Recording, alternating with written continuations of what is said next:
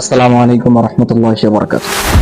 একটা চিন্তা করেন তো আপনি, যে একটা ছেলেকে নিয়ে আপনি চিন্তা করেন যে সেই দিনের বেলা সবার সাথে ভালো ব্যবহার করে, সবার সাথে তার সুন্দর সচল আচরণ, 5 ওয়াক্ত নামাজ পড়ে, কোরআন তেলাওয়াত করে, পিতামাতার সাথে সবসময় ভালো ব্যবহার করে।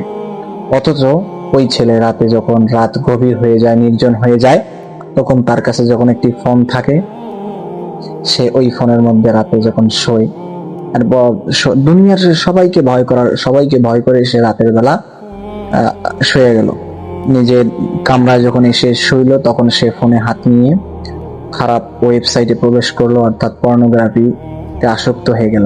এই যে পর্নোগ্রাফিতে আসক্ত হয়ে গেল, এই যে রাতের বেলা যে তার হাতে একটা ফোন থাকার কারণে সে পর্নোগ্রাফিতে আসক্ত হয়ে গেল, সারাদিন 5 ওয়াক্ত নামাজ পড়লো, কোরআন পড়লো, সবার সাথে ভালো ব্যবহার করলো, সবার সাথে তার তাল্লুক ভালো।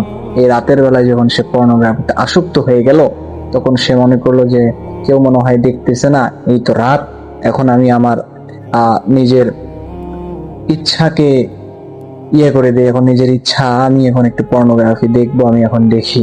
এই যে রাতের বেলা যে যখন এডিক্টেড হয়ে গেল এই পর্নোগ্রাফিতে, তখন রাতের বেলা আল্লাহ তাআলা তো দেখতেছেন, কেউ না দেখলে ভাই আল্লাহ তাআলা দেখতেছেন। আমি এটাই বলতে চাইলাম যে আপনি দুনিয়ার ভিতরে পৃথিবীতে দিনের বেলায় যত কিছুই করেন না কেন, সবই আল্লাহ তাআলা দেখে। রাতের বেলা যখন আপনি নির্জন হয়ে যান, কেউ না দেখলেও আপনাকে আল্লাহ তাআলা দেখে। অথচ আপনি সেই সময়টাকে মূল্যায়ন করেন না যখন আল্লাহ তাআলা আপনাকে দেখে। আপনি আর চিন্তা করেন না যে আল্লাহ তাআলা আপনাকে দেখতেছে। এই জন্য আপনি সবসময় রাতের বেলা নির্জনে গুনার মধ্যে, গোপন গুনার মধ্যে লিপ্ত হয়ে যান।